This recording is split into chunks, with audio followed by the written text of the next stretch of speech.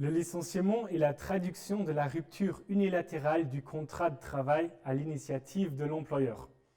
Selon le Code du travail luxembourgeois, un licenciement peut intervenir sous forme d'un licenciement avec préavis, d'un licenciement avec effet immédiat ou encore d'un licenciement collectif, chacune étant soumise à sa propre procédure. D'abord, un licenciement avec préavis peut être prononcé par l'employeur, soit pour des raisons subjectives, c'est-à-dire des motifs liés à la personne du salarié,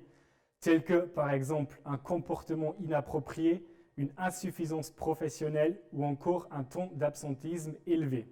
soit pour des raisons objectives liées au fonctionnement de l'entreprise, c'est-à-dire des motifs économiques tels que par exemple une baisse du chiffre d'affaires de l'entreprise. Les motifs à la base du licenciement doivent être réels et sérieux, c'est-à-dire correspondre à la réalité et être d'une certaine gravité.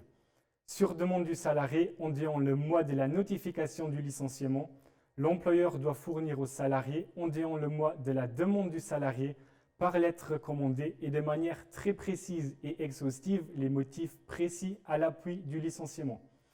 Il importe encore de préciser qu'en principe, seuls les contrats de travail à durée indéterminée peuvent faire l'objet d'un licenciement avec préavis.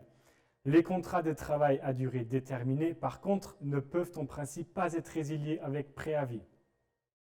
Ensuite, l'employeur peut prononcer un licenciement avec effet immédiat si le salarié a commis une faute grave, c'est-à-dire une faute d'une particulière gravité qui rend immédiatement et définitivement impossible le maintien de la relation de travail. À titre d'exemple, une absence injustifiée au travail pendant plusieurs jours, un comportement irrespectueux voire injurieux à l'égard de l'employeur ou encore l'agression physique d'un collègue de travail peuvent, entre autres, être considérés comme faute grave.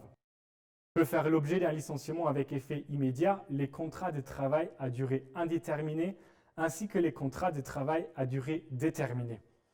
À noter qu'à la différence du licenciement avec préavis, l'employeur doit indiquer dans le cadre d'un licenciement avec effet immédiat les motifs graves justifiant le licenciement de manière très précise dans la lettre de licenciement même. Finalement,